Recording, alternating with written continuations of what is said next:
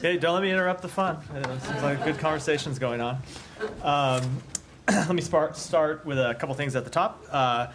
Secretary Blinken spoke earlier today with Qatari Prime Minister and Minister of Foreign Affairs, Mohammed bin Abdulrahman Al Thani, to discuss the latest developments in ongoing negotiations to reach a ceasefire deal to the war in Gaza. The Secretary and Prime Minister discussed the remaining issues on the table and practical solutions to bridge the differences between the parties. The Secretary reiterated that the U.S. continues to see a deal as critical to bringing the hostages home and alleviating the suffering of the Palestinian people, and that we stand ready to work to ensure that the deal turns into an end to the war and lasting peace and stability for the region. And then on a scheduling note, the Secretary will now depart tomorrow for Asia instead of tonight, as we had originally planned, so he can attend the meeting between the President and Prime Minister Netanyahu tomorrow here in Washington. We have, to accommodate that, reorder the schedule a little bit. He's now going to travel to Laos first and then on to Vietnam, but otherwise the trip will follow the same schedule that we previously announced. And with that, happy to take questions. Saeed. Could you explain when there's going to be a meeting with the Prime Minister? Between the President and the Prime Minister? No, we know the President and the Prime Minister is going to meet them on Thursday. Tomorrow, yeah. There's going to be a meeting with the Secretary of State? The Secretary is going to attend the meeting between the President and Prime Minister. Not a separate meeting, no. Okay. He had always planned to attend that meeting, but earlier, that meeting was previously scheduled for earlier in the week. Then, as you know, the President had COVID, has changed the schedule, so now it's happening tomorrow. All right, let me start with where you began at the very top, on, that he spoke with the Qatari Foreign Minister and so on.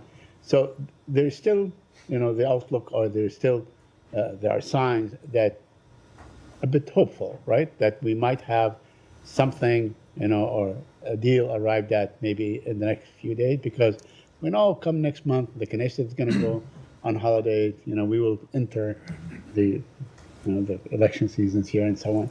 So give us your assessment of how the talks are going and what might be the glitches. What are the obstacles? So first of all, I'm not going to put a timetable on it, which I know you didn't ask for, but you referred to a timetable in the premise, so I wanted to say that. I think that we remain optimistic, but at the same time realistic, which is something you've heard me say before. It is important that we have reached a framework agreement and that the two parties, Israel and Hamas, have agreed to the framework that the President outlined publicly some 6-7 weeks ago. That was a critical step and a critical thing to get agreed. But of course, that's not a full agreement. There's still a number of issues that we need to work through. And we are working through those issues. Obviously, the negotiators themselves are discussing them. The Secretary discussed a number of them today with the Prime Minister of Qatar, who of course is one of the prime mediators of the deal. And we continue to work through and try to make progress on all of those issues. We want to see a ceasefire as soon as possible because it is the best way to alleviate the suffering of the Palestinian people, to get the hostages home, and ultimately bring an end to this war. Mm-hmm. So, in a couple of hours, in fact, in less than an hour, the Prime Minister will be speaking before Congress, one of the most important places on earth. Do you think that he can, your assessment, will he take such an opportunity to say, okay, I am announcing that we agree to these terms and so on, with whatever caveats he might have? I do not know what the Prime Minister will say in his speech. Okay. All right. So in the meantime, Matt, the UN says that 150,000 Palestinians, flee the new assault on Khan Yunis. This is, it's almost like the Twilight Zone. We see these people moving from place to place and so on. I don't, somewhat apocalyptic, as a matter of fact. So how long should this go on? Suppose we don't arrive at a deal. What is the vision beyond the deal, if there is no deal? We don't want to see the horrific suffering that's happening in Gaza go on another single day. Right. We want a ceasefire now. We want it as soon as possible. We want to see one reached between the two parties. And that's why we have been pushing for that for some time. And not just pushing, but doing the hard work of negotiating. And when roadblocks and obstacles come up, trying to develop practical ways to overcome those obstacles and present solutions to the two parties to meet Israel's legitimate security needs and also ensure that Palestinian civilians are protected and they get the food and water and care that they need. when you look at the additional evacuations that have happened over the past week or so, it's heartbreaking to think of what those families are having to go through, to see children picking up and having to move for maybe the second time, maybe the third, fourth, fifth time, and to move from one place that hasn't been safe to other places that might not be safe. The suffering is unspeakable, what people in Gaza have been through, and that is why we continue to push so hard to get a ceasefire. Mm-hmm. I know this issue has been raised time and again on the issue of UNRWA, but the Knesset advanced legislation that would designate UNRWA as a terrorist organization.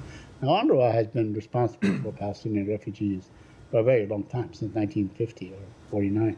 So, do you envision like an alternative to UNRWA? How will schools be run? How will clinics be run, and so on? Let me say a few things about this. First, UNRWA is not a terrorist organization, and we urge the Israeli government and the Knesset to halt the movement of this legislation. We have been clear about the important role that UNRWA plays in delivering humanitarian assistance and other critical assistance to Palestinians in Gaza and throughout the region, not just in Gaza.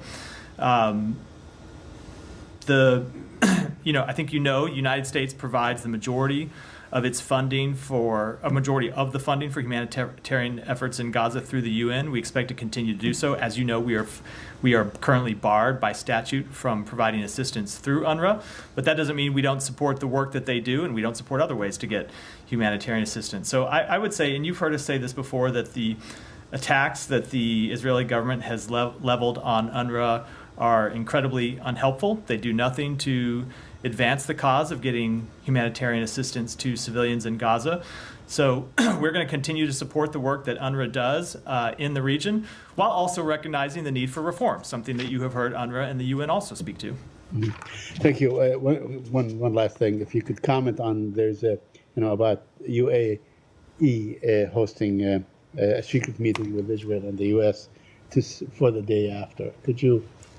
Saeed, I think you were sitting right there when I commented on this yesterday. Yes, I know, but I understand. But is there anything? No, there's nothing I have that I would add, goes further than what I said yesterday, which is, yes, there was a meeting last week that Tom Sullivan, the counselor of the State Department, attended in the UAE. They were discussing a number of the measures that we want to have in place to implement the various provisions of a ceasefire and to set the conditions for the day after the conflict. And it's part of a number of meetings that we have held and discussions that we've held that the Secretary kicked off in January, and that the Secretary and others in the department have been leading for the past several months, primarily focused on security, governance, reconstruction, but of course, as to the particulars of what was discussed, we will keep that private. So would you quite delicate.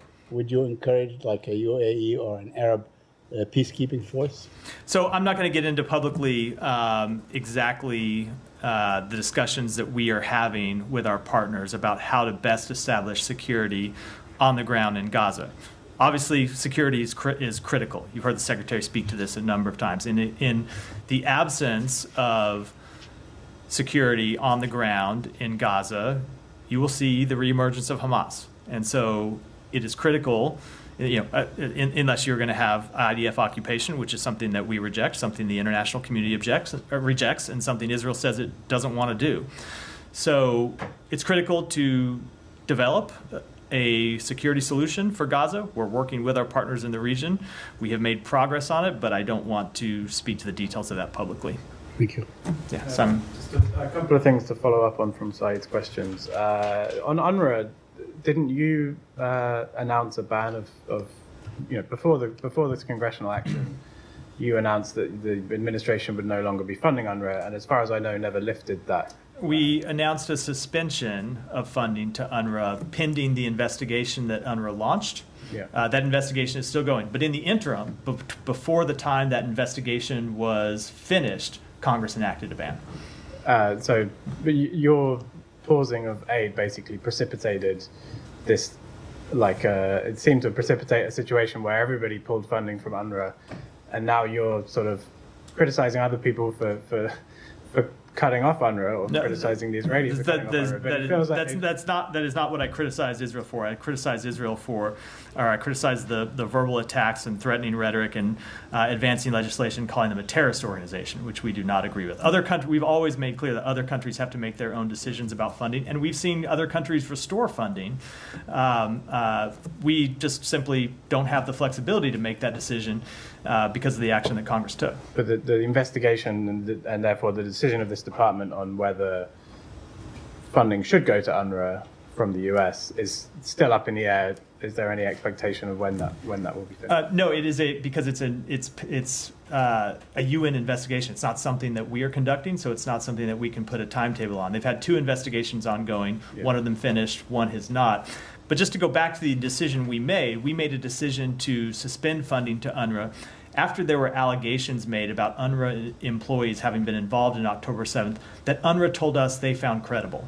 And so when you had UNRWA telling us they found credible, we thought that was an appropriate step to do, to suspend funding, to fund humanitarian assistance to the Palestinian people through other mechanisms while that investigation proceeded. That investigation is still ongoing. Now, in the meantime, as I said, Congress came in and enacted this statutory restriction that bars us from funding UNRWA. But all the humanitarian assistance money that we would have provided to Palestinians through UNRWA, we are providing through other mechanisms, chiefly at the UN and then through other non-governmental organizations. Right, and also just on the question of the day after talks that Saeed mentioned involving the UAE. Some mention in the Washington Post reporting on that of the US playing a coordinating role with this international force that would be responsible for securing Gaza, would be invited in by the PA. These are obviously details I'm not sure if you'll get into, but I wonder if you could sort of address the possibility of the US playing that kind of coordinating role, and separately whether US security contractors could also be involved in that. I just don't want to get into any of the details at all. I think it's not appropriate at this time. Sure. One more slightly separate thing. I just on the trip planning that you mentioned, I wonder now that you're basically the secretary has decided to stay for an extra day to attend the Netanyahu meeting. I wonder what the message to ASEAN and to that region, to Southeast Asia, is that you're also. That means that was announced yesterday that he would be, earlier in the week that he would be attending the funeral of the Vietnamese former leader. Now, not going to attend that funeral. It seems like the participation at ASEAN is much shorter than was previously planned. This is all happening because the Prime Minister of Israel has decided to come to the US. How do you square that with sort of trying to tell Asian allies, partners in the region, Southeast Asia, there's obviously a really important region, that the US is sort of all in on your region, but when a crisis happens in the Middle East, this is a meeting that's run by the president. Does the Secretary of State really need to be there? So I think our allies and partners in the Indo-Pacific understand a few things. Number one, that this is the Secretary's 18th trip to the region. It was his first trip as Secretary. Continues to be a major priority for us, and we show that not just by our words, but by the amount of time he spent in the region. And as I said, it's his 18th trip. I think they understand that he will be visiting all of the countries that we announced that he's visiting. He will still travel to Laos, to Vietnam, to Japan, to Singapore, to the Philippines, to Mongolia. And I think that demonstrates our commitment, as do the investments that we've made in the region, as do the partnerships that we have announced in the region. I think people understand that there was a meeting he had planned to attend, and the timing of the meeting got shifted due to something that's could not be foreseen. That's the president getting COVID. And I think they understand that happens. It happens to a number of foreign leaders where there are unforeseen events at home that mandate a slight shift in the schedule, but we will still be there attending the meetings that we intended to, and still traveling to Vietnam to pay our respects, not on the day of the funeral, but the day after, to meet with senior government officials. And I think our allies and partners certainly understand the importance we place on the region, and understand that we have the ability to do more than one thing at a time. Sure. I think that obviously the Secretary's travel has been to the region a lot, but the President did miss the ASEAN Leaders Summit last year. That will also be in November this year. Do you have anything you can tell us on how the US will be represented at that one. Obviously, ministerial this week, but the leaders' summit. The summit, no, I can't. I would let the White House speak to the president's participation. Obviously, that's still, I think, a couple of months away.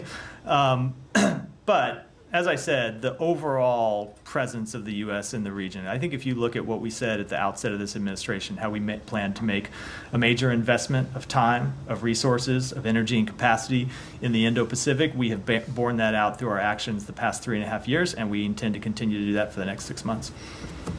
Yeah. Thanks, Matt.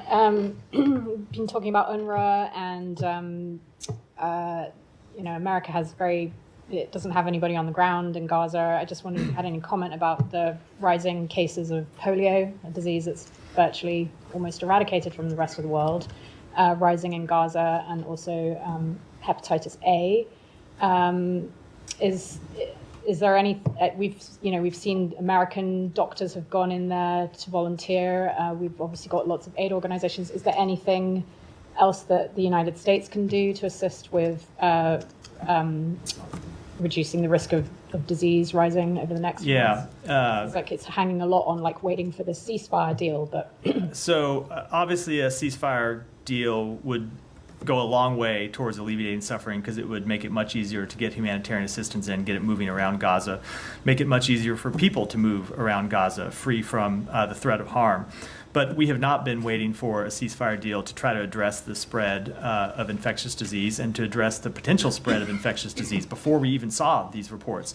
Our coordinator for Middle East humanitarian issues, Lise Grand, has been incredibly focused on this. She has worked to try and get disinfectant products and cleaning products and vaccination supplies into Gaza.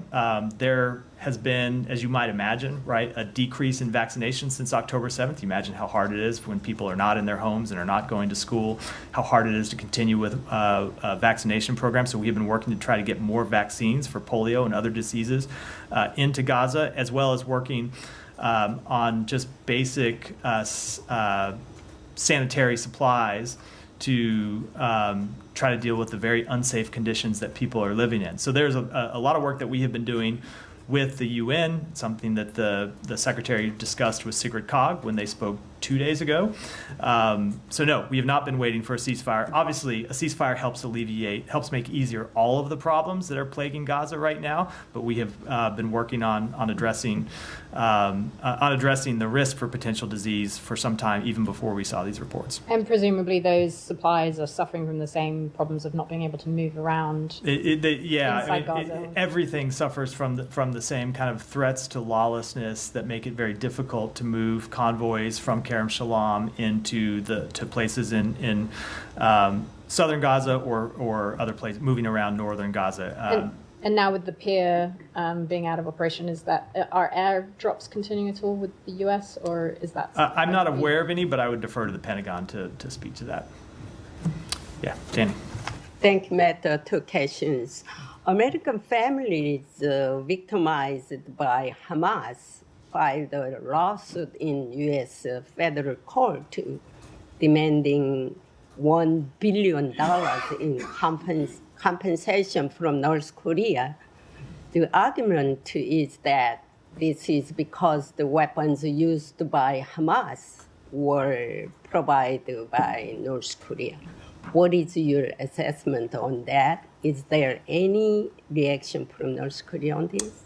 So, as is the case, whenever I get asked about litigation matters, I'm going to defer to my colleagues at the Department of Justice to speak to that. Thank you. And another one.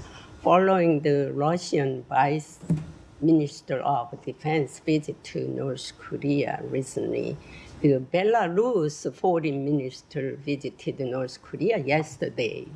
They discussed the military cooperation and arms trade. What effect do you think this will have on the war in Ukraine? So I don't have an assessment with respect to this particular visit, but as you know, we've been incredibly concerned about deepening security cooperation between Russia and North Korea. And if we saw weapons flowing from North Korea to any other country or from any other country to North Korea, that's something we would also be equally concerned about. Do you also, China can mediate to peace talk between Russia and Ukraine, because Wang Yi, Chinese foreign minister, invited Ukraine foreign ministers yesterday. So how do you see this? Yeah, so I saw the statement that the Chinese Foreign Ministry put out about those talks with Foreign Minister Kuleba, and I also saw the statement that the Ukrainian Foreign Ministry put out about it, which said that nothing has changed in their position, that they have always been ready for negotiations. They have always been ready for negotiations to reach a just and lasting peace, but that Vladimir Putin, to date, has shown no change to his war aims and has shown no real willingness for negotiations. So our take on this continues to be what it has been for some time, which is that when it comes to diplomacy, nothing about Ukraine without Ukraine. Thank you. Alex. Thank you. Staying on the topic, Russian drones reportedly fell on Romanian territory last night as they say they were attacking Odessa. Romania had to fly F-16s in response. How much do you know about it, and what's your response? So my understanding is that the government of Romania is conducting an investigation into this matter. We have full confidence in that investigation into the explosion near their border with Ukraine, and we commend them for the professional and deliberate manner in which they are conducting it. We will continue to assess and share any new information as it becomes available to us. So are you guys involved in the assessment process? No, it's not an investigation being conducted by us. It's an investigation being conducted by Romanian authorities. Obviously, it's on their soil. If they asked us for any cooperation, of course, we would be willing to do that, but it's an investigation being carried out by them. Thank you. Moving to Iran, yesterday marked 90 days since the Mahsa Act became the law of the land. You guys were supposed to provide us a report, unclassified report, determining those who were supposed to be sanctioned in Iranian leadership. As far as we know, there hasn't been any determination. Is there any update possible? Let me take that back and get you an answer. Yeah. On Georgia, we heard from the State Department officials yesterday on the Hill. They were talking about some measures that they are planning to take. But they also said that it remains, I'm quoting, it remains our hope that Georgian leadership will reconsider their actions, sentiment that I also heard from this podium a couple of weeks ago. Well, we're talking about the same regime that is like galloping away from the European values. They're talking about, even, they're waiting you out, according to their latest statements. And they're talking about Trump administration will come in and everything will, become bright for us. They are blacklisting, Georgians fighting in Ukraine. What gives you hope that they are open to, reconsidering their position? So if you've looked at the actions that we've taken, we have made clear that we are going to judge the Georgian government based on their policies, and that our policies will depend on the actions that they take. And so you saw the Secretary announce a review of our relationship with Georgia. You saw him oppose initial restrictions, initial sanctions on officials in Georgia. That review with Georgia continues. Now, we are always hopeful that any country that starts to backslide on a path towards backslide on democratic measures or backslides on European Atlantic integration. We're always hopeful that they will change course, especially when you see the people of that country saying that they want to change course. But at the same time that we hope that they will make a change, we develop our policies around the very real contingency that they might not. And that's what you've seen us doing. And speaking of the actions that you have taken so far, is there any consideration in this building to shift the strategy in terms of naming the names? You did come up with sanctions, but Georgian people also saw that you did host a foreign minister here, you hosted a spy chief here, some police officers who actually were involved in the cracking down on opposition leaders. They were actually part of 4th of July event in Tbilisi. So maybe is there any consideration to shift that policy? To naming names from the visa restrictions that we have imposed, for example, it's not a question of strategy, it's a question of law, and we are by law not allowed to release the names of people on whom we've imposed you visa did name restrictions. four prosecutors last year when they... It depends on what you're talking about. The recent restrictions that we have imposed have been visa restrictions, and under United States law, we are not allowed to name those people on whom we impose those restrictions. Is it fair for us to expect a second tranche soon?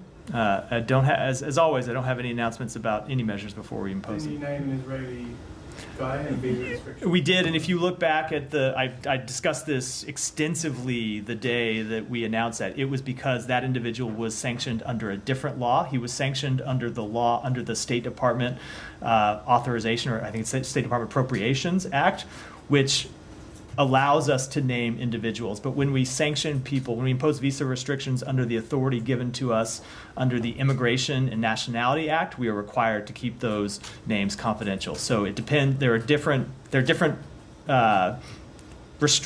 sanctions authorities and different provisions of different law, and they give us different. We are with respect to the visa restrictions contained in the Immigration and Nationality Act, which are the relevant ones here. We are barred from doing so. Thank you. Yeah. I just have one on Iran. CBS has reporting that yesterday there was a rare principals committee meeting at the White House with cabinet secretaries and President Biden, and that there seems to be concern about possible actions that Iran or proxies could take while there's a little bit of, transitional, well, not a transitional phase, but like whilst there's a lot going on domestically in the US. And then you've also got an Iranian president who has said that he's more open to talking to the West. And you guys are always saying that diplomacy is what you see as the best option moving forwards. Has there been any outreach or anything towards the new leadership in Iran to consider reopening any kind of talks on the nuclear front or anything? So it is true that we have always seen diplomacy as the best way to achieve a sustainable, long-lasting solution to Iran's nuclear program, but we have made clear that one way or another we are never going to allow Iran to obtain a nuclear weapon. When it comes to diplomacy, when it comes to talks, I think we're a long way from anything like that right now, given the nuclear escalations that Iran has made over the past several months, given its failure to cooperate with the IAEA. And also, when you look at the new Iranian president, ultimately it's clear that the authority for these matters lies with the supreme leader. And because of that, we don't judge any change in their behavior likely at this time. But it's always laid with the supreme leader, even when US and Iran were talking. So is now not a good opportunity to maybe, or is it just that Iran is just not a priority right now? So no, it very much is a priority. But given the actions that we have seen Iran take, the first thing that ought to happen is for Iran to stop its escalation and start cooperating with the IAEA. I also wanted to just say something broad in general about the first part of your question without confirming any kind of meeting that took place, which I would never do. I would certainly hope that any adversaries around the world who think that the United States has in any way taken its eye off the ball because of the announcement by the president, they should know that they are sorely wrong in that judgment, if that is indeed what they are thinking. The president remains focused on our national security priorities.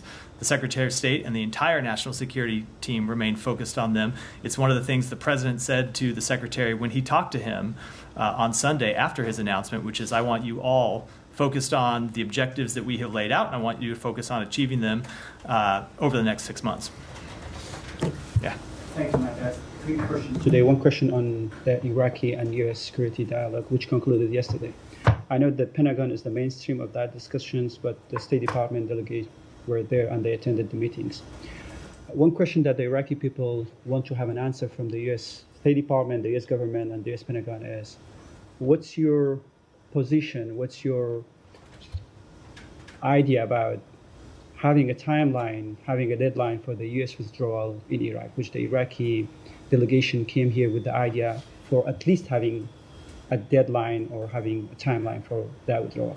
But we didn't see anything from the joint statement that just published it by Pentagon. Do you have anything exactly on that? So let me just say, so the meetings that were happening the last few days here in D.C. are through the Joint Security Cooperation Dialogue that we have established with Iraq.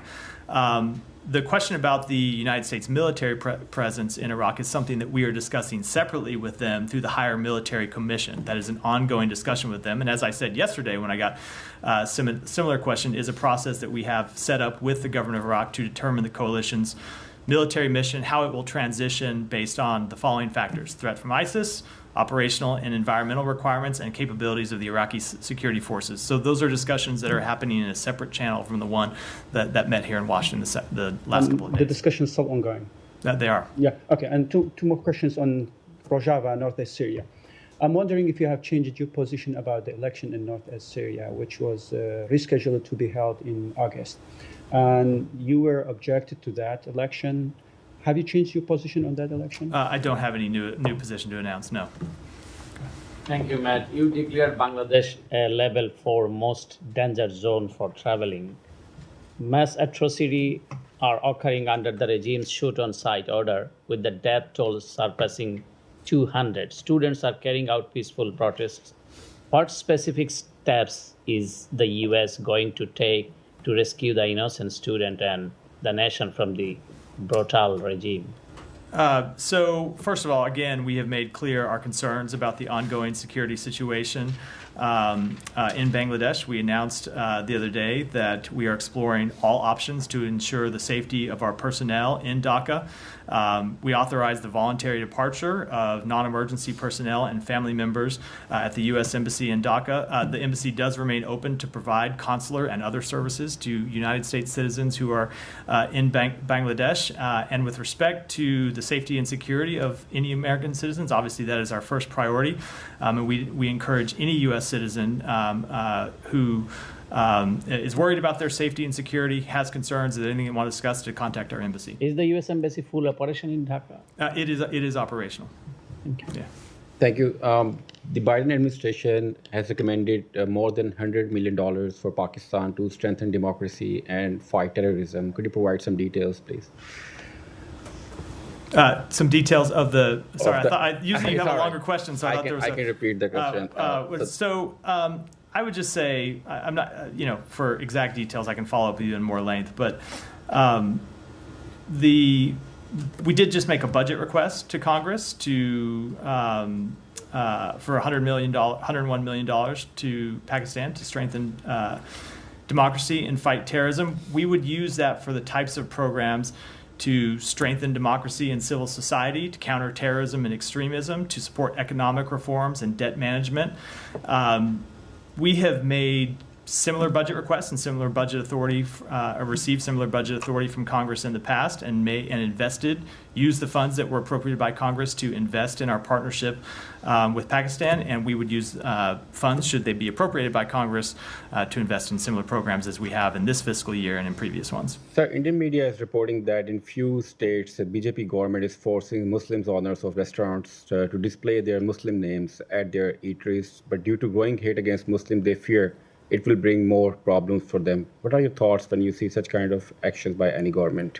So we have seen those reports. We have also seen the reports that the Indian Supreme Court on July 22nd issued an interim stay on the implementation of those rules, so they're not actually in effect now. Speaking generally, we are, as we always say, committed to promoting and respecting promoting and protecting, I should say, universal respect for the right of freedom of religion and belief for all anywhere in the world. And we have engaged with our Indian counterparts on the importance of equal treatment for members of all religious communities. The U.S. Commission on Religious Freedom once again urged Biden administration to list India as a country of concern. This request has been ongoing for the past 3 years. According to several U.S. commissioners, their visas have been denied by Indian High Commission in D.C. They wanted to go there to monitor the ground realities on religious freedom. What are your thoughts on that? So I'm not going to speak to a specific visa decision. I'm not aware of the facts of those specific things. But when it comes to religious freedom designations, that is a process that we take seriously, and we announce the conclusions every year in our annual report. Go ahead. Thank you very much.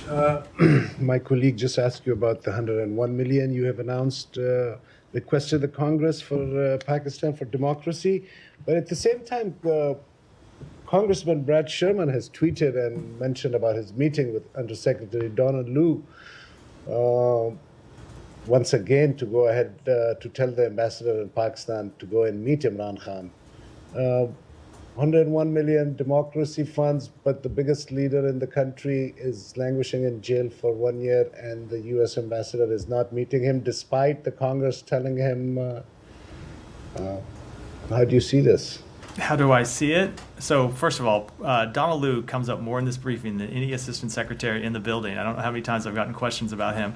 I'm not aware of, you said it was a tweet from Brad Sherman? Haven't seen this tweet, so I can't respond to it. I would say, as you know, because you and I have discussed this issue on a number of occasions, internal political matters in Pakistan are something that we do not take a position on. We urge respect for democracy, respect for human rights, and treatment of all political parties equally. Okay. Just one more.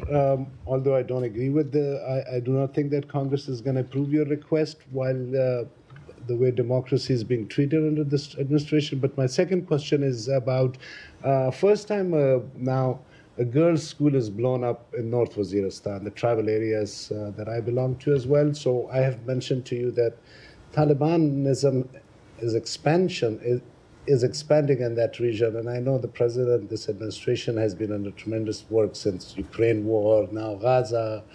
But is there any serious concentration being paid to this whole terrorism spread? This is the same time, by the way, when Malala was shot, and so that whole thing about girls' education has now passed from Afghanistan and has jumped into Pakistan as well. So you started your question referring to our administration requesting additional funds to fight terrorism in Pakistan, and then ended it by questioning our commitment to fighting terrorism in Pakistan. No, I think democracy. I think I would just suggest that in this case the question answers itself. Go ahead. Thank you. A situation about Bangladesh already last 7 days we are talking here. Once Bangladesh was a safe haven for terrorist organizations like JMB, Harkatul Jihad, with the help of U.S. government, the Bangladesh government made impressive progress in countering terrorism with the support of USA, of course, I told. But the recent days, huge number of militant elements have destroyed a significant large-scale government and public properties, including institute, and brutally killed not only innocent people, but also law enforcement agencies with the deliberate plan to topple the current government. One of the most concerning issues for USA and Bangladesh, also for Indo-Pacific zone, that they have attacked one of the major prison and released 9 convicted leaders of their militant outfit, who were the think tank and brain of the terrorist activities in Bangladesh. Given the recent violent activities, where militant element and anti-government political parties have caused significant destruction, and does the State Department believe this action will escalate terrorism in Bangladesh? And how does the U.S. plan to support again the Bangladesh government for the effort to maintain stability and counter these terrorist threats in Bangladesh? So let me try to make this clear, because I've said it the last couple of days. We condemn all recent acts of violence in Bangladesh. We support the freedom of peaceful assembly. We condemn violence against those who are exercising their peaceful right to assembly. And we condemn violence on behalf of any protester who has turned their peaceful exercise of assembly into an excuse for violence. We condemn violence in all cases. Of course. We want the people of Bangladesh to be able to exercise their fundamental freedoms the same way we want people all over the world to be able to exercise their fundamental freedoms. And we continue to urge both protesters, private citizens, and the government to refrain from violence. Any comment on that portion released of 9 convicted leaders of militant outfit? Because these are not regular. I don't have a specific comment on that. All right. And with that, I think, do you have one? No, I think we're wrapped for today. Thanks, everyone.